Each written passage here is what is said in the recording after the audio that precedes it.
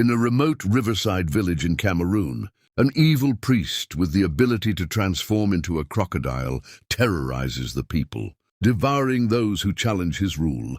But when a courageous young boy named Kumba, haunted by his father's brutal death, vows to expose the truth, he uncovers dark secrets far more terrifying than he imagined.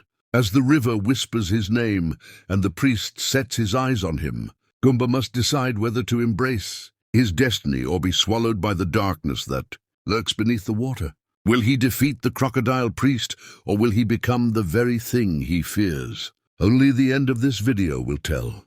The river ran red with the dying sun's reflection as villagers hurried home, whispering prayers under their breath. No one dared to linger by the water after dark. Beneath its surface, unseen eyes lurked, watching, waiting. Kumba, a boy of 14, clutched his mother's hand as they passed the church, towering structure built from stone and fear. Father Mbella, the priest, stood at the entrance, his shadow stretching across the dirt path. His eyes, dark as the river at night, locked onto Kumba's. Kumba swallowed hard, remembering the tales. They said Father Mbella was more than a man of God. He was something else entirely. His father had been the last to question the priest's authority. Days later, his remains were found by the river, mangled, half-eaten. Now Kumba's heart burned with questions, but fear sealed his lips. As they passed, Father Mbella smiled, his teeth unnaturally sharp. "Good evening, my child," he said, voice as smooth as the river's deadly currents. Kumba shivered. Somehow he knew, that the priest was not just watching him, he was choosing him. At night, the wind carried whispers from the river, voices that didn't belong to the living. Kumba lay awake, his father's screams echoing in his head. He turned toward his mother, who lay motionless beside him. Since his father's death, she barely spoke, barely ate. She was a ghost in the house, but outside, she still bowed before the priest like all the others. Determined, Kumba rose and crept to the window. The moon bathed the river in silver, and there on the shore stood Father Mbella. He gazed at the water, then slowly removed his robe. Kumba stifled a gasp as the priest's skin rippled and stretched. His back arched unnaturally, his limbs twisted, his mouth widened. The transformation was seamless, monstrous. Within seconds, the man was gone. A massive crocodile slithered into the river.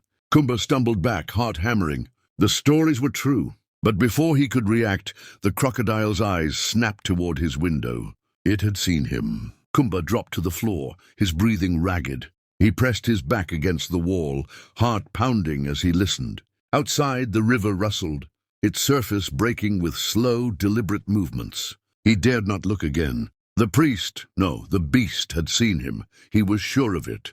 The night stretched on in suffocating silence. Every creak of the house, every shifting shadow sent shivers through Kumba's spine. He knew he should wake his mother, tell her what he saw, but fear kept him still. What if she did not believe him? Worse, what if she already knew? At dawn he finally rose. The village was eerily quiet, the air heavy with a sense of dread. He stepped outside, eyes scanning the dirt path. That was when he saw it, a deep, clawed imprint in the soil just beneath his window. Kumba swallowed hard. It was a message, a warning. His mother emerged from the hut, her gaze vacant. She looked at the print, then at Kumba. "You must be careful," she whispered, her voice barely audible.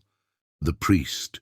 He does not forget those who see too much." Kumba's blood ran cold. His mother knew, and yet she had never spoken a word. The morning mist curled through the village like ghostly fingers, thick and suffocating. Kumba kept his head down as he walked toward the riverbank, his mind heavy with questions. He had to know more. He had to find someone, anyone who would speak the truth. But fear gripped the villagers like a vice. No one would dare say a word against Father Mbella. At the marketplace, an old woman, Mama Etet, beckoned him over. Her wrinkled face was creased with worry. "You have seen it, haven't you?" she whispered, eyes darting around as if unseen ears were listening. Kumba nodded hesitantly. "I know what he is," he whispered back. Mama Etet placed a trembling hand on his. "Then you must be careful, child. The river does not only take, it remembers. Those who stand against him do not last long. Your father, he knew too much. A shiver ran down Kumba's spine. "How do I stop him?" he asked, voice barely audible. The old woman sighed. "To fight a beast, you must understand its nature. But beware, child. If you stare into the depths for too long, the depths will stare back." Before Kumba could ask more, a shadow passed over them. He turned to see Father Mbella standing at the edge of the marketplace, his gaze fixed on him. A slow, knowing smile crept across the priest's lips. Kumba's breath hitched, he knew, and now there was no turning back. Kumba rushed home, his mind racing. His mother barely looked at him as he entered their small hut, her silence more unsettling than any words. He sat on the woven mat, staring at his trembling hands. What could he do? The villagers were too afraid to help, and now Father Mbella was watching him closely. That night, sleep eluded him. A soft splash echoed from the river, followed by a deep guttural growl. Kumba swallowed hard. He had to see for himself. Moving as silently as possible, he crept outside. The moon's pale light reflected off the river's surface, and for a moment everything seemed still. Then the water erupted.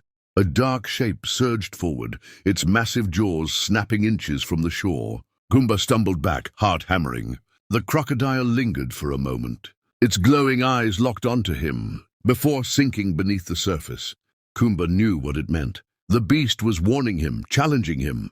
He clenched his fists. Fear threatened to consume him, but deep within, something else stirred. A fire, a determination he had never felt before. He would not let his father's death be in vain. The Crocodile Priest had chosen him, but Kumba had made his choice too. He would fight. The next morning, Kumba awoke to a strange sensation on his arm. He pulled back his sleeve and gasped. A jagged scar, dark as the river's depths, had appeared overnight. He traced it with his fingers, feeling the rough, raised edges. Had the priest marked him in some way? His mother saw the mark and gasped. "You must leave the village, Kumba," she said urgently. "You are no longer safe here." "I won't run," Kumba said, clenching his fists. "If I leave, who will stop him?" His mother shook her head. "You don't understand. He has cursed you. That mark binds you to him. You cannot fight him alone." A knock at the door sent them both into silence. Kumba's heart pounded as his mother motioned for him to hide. As he pressed himself against the shadows, the door creaked open, revealing Father Mbella's towering figure.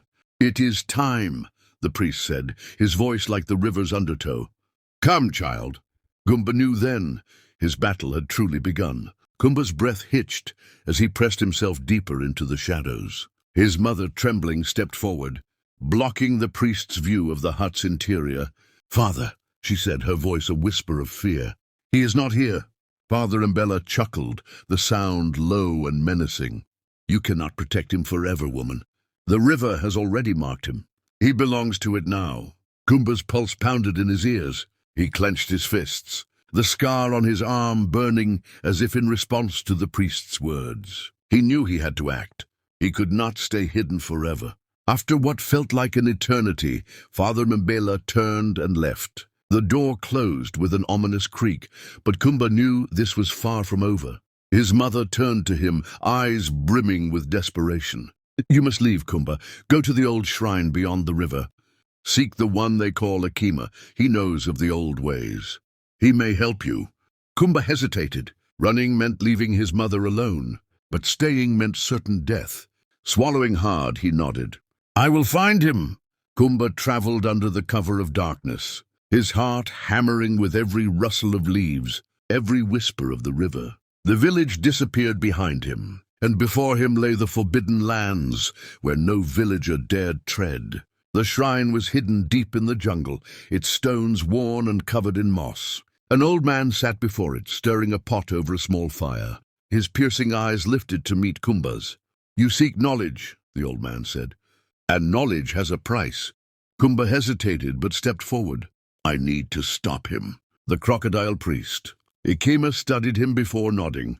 "Then you must be willing to do what others fear. Are you prepared, child, to enter the depths and speak with the spirits that lie beneath?" Kumba swallowed. "If it will give me the strength to fight him, yes." Ikema smiled, revealing teeth sharp as a predator's. "Then we begin." The fire crackled between them, casting long shadows over the ancient shrine. Ekema's gnarled fingers traced symbols in the dirt, his eyes glowing with an eerie wisdom. "To defeat a monster, you must understand its nature," he said, his voice low and rhythmic. "Are you ready to face the spirits of the river?" Kumba's throat tightened, but he nodded. He had come too far to turn back now. Ekema handed him a wooden bowl filled with dark liquid.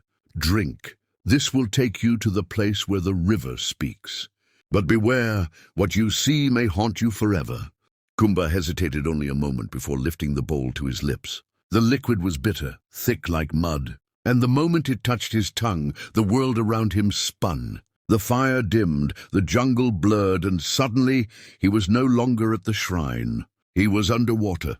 Darkness enveloped him. The river's depth stretched infinitely, and ghostly figures wove around him, their whispers echoing like ripples in the current. "The priest is not the first," they murmured. "He is a vessel for something older, something insatiable." Kumba turned wildly, his lungs burning. "Tell me how to stop him," he begged. A figure loomed before him, its eyes glowing like molten gold. "You must break the bond. The beast and the man are one. Sever that connection and the priest will fall." "How?" Kumba gasped, the water crushing against his chest.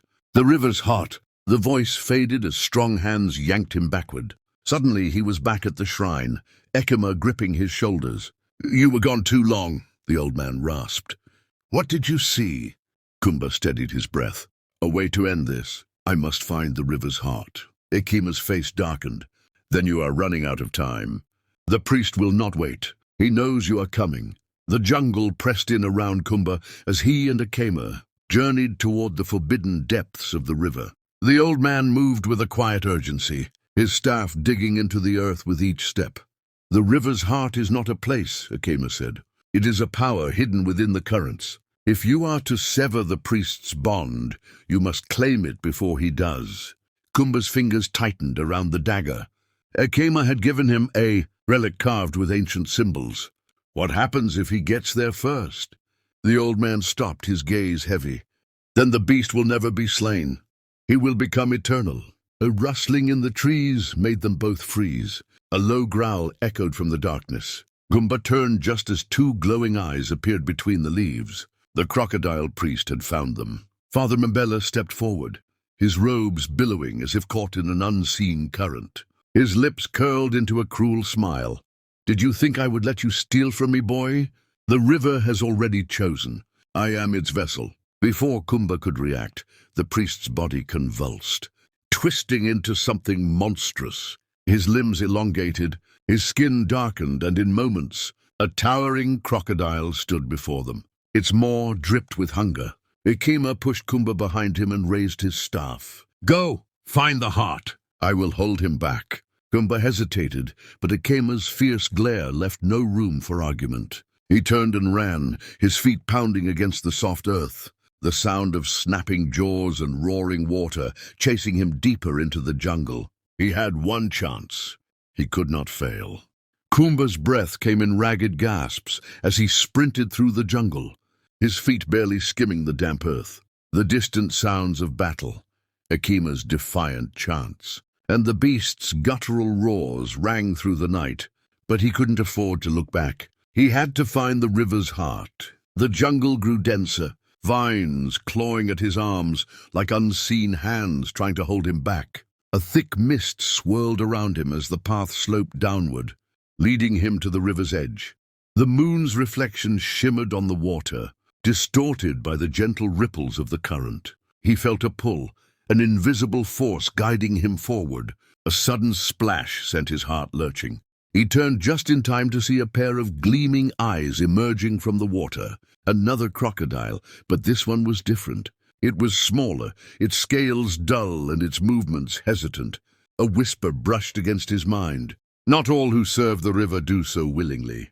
Kumba froze. The voice came not from the beast, but from within himself. Was the river speaking to him? He had no time to wonder, for the water stirred violently behind the creature, and a shadow far larger than the first began to rise. The second creature emerged fully, its enormous form casting a dark silhouette against the moonlight. It was Father Mbella, no longer a man, but the full embodiment of the beast. His golden eyes gleamed with malice as he slithered forward. "Kumba," he hissed, his voice barely human.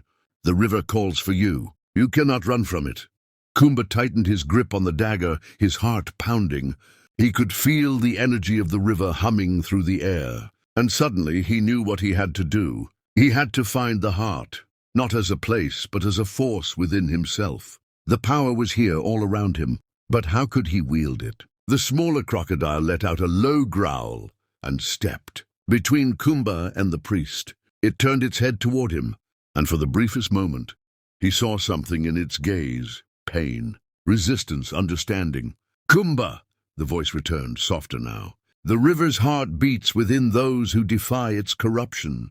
Accept it and you will see." As the crocodile priest lunged, Kumba closed his eyes and reached out, not with his hands but with his spirit.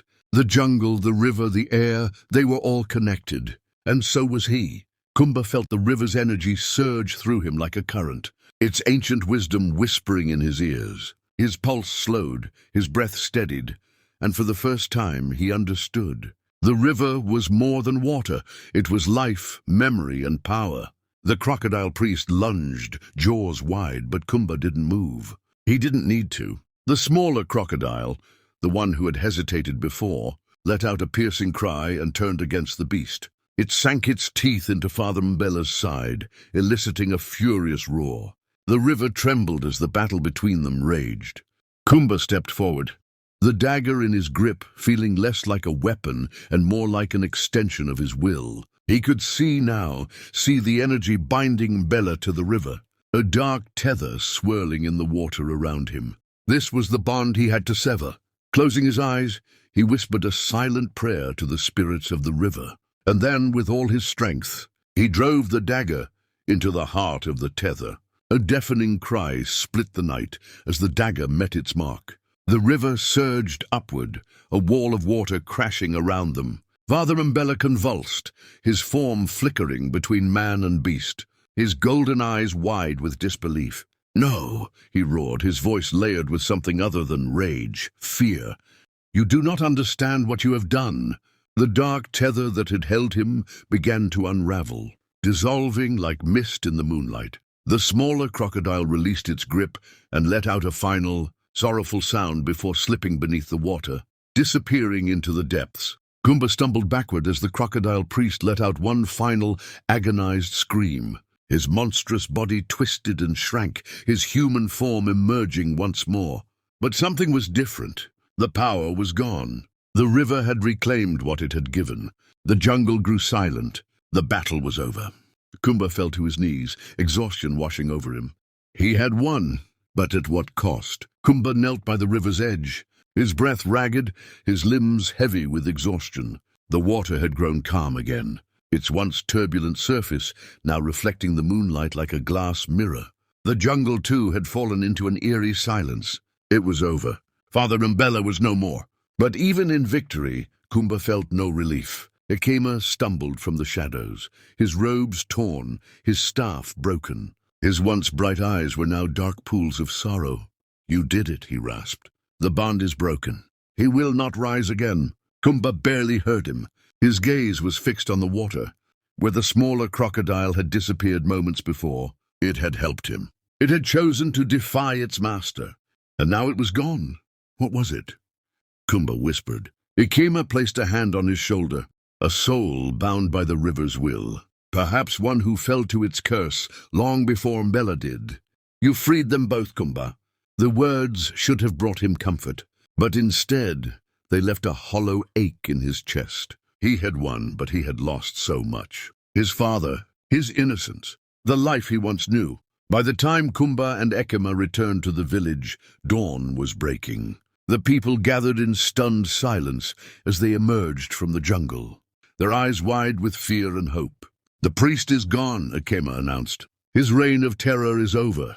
A murmur spread through the crowd, disbelief warring with relief. Kumba saw his mother push her way through, tears streaming down her face. She fell to her knees, pulling him into a trembling embrace. "My son, you came back to me." Kumba closed his eyes, burying his face against her shoulder. He had made it back, but he was not the same boy who had left. The village elder stepped forward, his aged face solemn. "You have done what no one else dared, child. You have saved us all. But the river does not give its power freely. What it gives, it takes." Kumba met his gaze, understanding settling deep in his bones. He had severed Umbella's connection to the river, but in doing so had forged one of his own. The river had chosen him now. The jungle whispered, the water lapped at the shore, and Kumba knew that his journey was far from over. Kumba stood before the gathered villagers, his hands trembling at his sides. He had expected cheers, celebration, but instead, the people watched him with cautious reverence.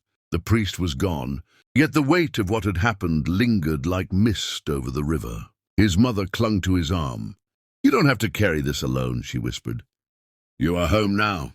But was he? The elder's words rang in his mind. The river does not give its power freely. The moment he had severed Umbella's bond, something inside him had shifted. He felt the river's presence now, its pulse in his veins. The battle had ended, but his journey had only begun. Ekema leaned on his staff, watching him with knowing eyes. "Come with me, boy. There is something you must see." Kumba followed Ekema through the village and into the forest. They walked in silence, the sounds of the waking jungle surrounding them. At last, they arrived at a clearing where the river split into a quiet hidden pool. "This is where it all began," Ekema murmured. "Where the first priest bound himself to the river's will." Kumba stepped closer, his reflection shifting strangely on the water's surface. As he peered into its depths, an image formed, a vision of the past. He saw Umbela, once a young and eager acolyte, drinking from the river's heart, his body twisting as the beast's power consumed him. Kumba's breath hitched. "The river doesn't just take, it changes." Ekema nodded gravely. "It does. And now it has chosen you." Kumba clenched his fists. He had fought so hard to free the village from the Crocodile Priest's grip. But had he merely taken his place? The water shimmered, the whispers of spirits rising from its depths. Kumba knew the truth now. His fight was far from over. Kumba knelt by the water's edge, watching the ripples distort his reflection. The river's voice was clearer now, a whisper threading through his thoughts, tugging at his soul. It had chosen him, but for what purpose? Ekema placed a hand on his shoulder. "The power you feel is not a gift, Kumba. It is a responsibility. The river's will is strong. It does not like to be denied." Kumba swallowed hard. "Then how do I fight it?" Ekema sighed. "You must understand it first. Come, there is more to learn." They left the hidden pool behind and ventured deeper into the jungle. The air grew thick, the shadows darker. Kumba could feel something watching, something ancient waiting. The battle with Umbela had ended, but the river's grip on his fate had only tightened. Ekema led Kumba to an ancient stone shrine, half buried beneath creeping vines. Faded carvings decorated its surface, depicting men and beasts entwined in a dance of power and submission. "This is the true history of the Crocodile Priests," Ekema said, tracing the markings with a weathered hand. "Long ago they were guardians, not tyrants. But power once tasted is rarely surrendered." Kumba ran his fingers over a carving of a young boy standing before the river, arms raised in offering. He felt a pull, a connection to the past, as if the stone itself whispered secrets meant only for him. "What happened to them?" he asked. Ekema's gaze darkened. "They became what Umbela was, consumed by greed, enslaved by the river's will. But you have a choice, Kumba. You can break the cycle." Kumba clenched his fists. He had fought to destroy Umbela, but now he realized his battle was not just against one man. It was against the legacy of the Crocodile Priests themselves, and the river was watching. Kumba stepped back from the ancient shrine, his heart pounding. The carvings told a story of power, sacrifice, and corruption, one that had repeated for generations. Could he truly escape the fate of the priests before him? Ekema's voice was grave. "The river does not forget, Kumba. It has bound itself to you now, just as it did to Umbela, but you are different. You still have the will to resist." Kumba turned to him. "And if I refuse the river's call?" Ekema hesitated. "Then it will find another, and next time the village may not be so lucky." A heavy silence settled between them. Kumba knew what he had to do. He could not abandon the people who had suffered under the Crocodile Priest's rule. He had ended Mbela's reign, but the river's power still flowed, waiting for someone to take control. Taking a deep breath, he touched the dagger at his waist, the same weapon that had severed Mbela's bond. Then I will learn, but I will not become like him. The jungle seemed to shudder in response, the river's whispers growing softer. For now it was satisfied. The days that followed were filled with quiet change. Kumba spent hours by the river, listening to its currents, learning to understand the power he had inherited. Akima guided him, teaching him the ancient ways of the true guardians, the ones who had once used the river's strength for protection, not destruction. The villagers, though wary, began to look at him not with fear, but with cautious hope. He had defeated the Crocodile Priest, but more than that, he had returned alive. No one ever had before. One evening, as he stood by the water's edge, his mother approached. "You have changed," she said softly. "I see it in your eyes." Kumba nodded. "I feel it too, but I will not let it consume me." She smiled, though her eyes held worry. "Then promise me no matter what happens, you will not forget who you are." He took her hand, squeezing it gently. "I promise." The river lapped at the shore, and Kumba knew it was listening. Months passed, and the village slowly healed. The fear that had gripped them for years began to fade, replaced by cautious trust. Kumba watched over them not as a priest, but as a protector, one who understood the power of the river and the dangers it held. But he also knew the truth. The river would never truly rest. It had tested him, and one day it would test another. The cycle could not be broken, only guided. He would not live forever, and when his time ended, the river would choose again. One night, as he sat by the shore, the water shimmered, and a familiar whisper curled around him like mist. He did not fear it. He had made peace with the river's will. The Crocodile Priest was no more, but the river remained, and so did Kumba, its guardian. The story of Kumba teaches us the importance of courage, truth, and standing against evil, even when the odds are terrifyingly high. Fear can either imprison us or push us toward our destiny. Kumba's journey reminds us that bravery isn't about the absence of fear, but about taking action despite it. No matter what darkness you may face, your strength and determination can light the way to victory. If you love thrilling African folklore and powerful storytelling, don't forget to like, share, and subscribe to our channel. Hit the notification bell so you never miss an incredible tale like this. Join us on this journey of ancient legends and powerful lessons. Love you all.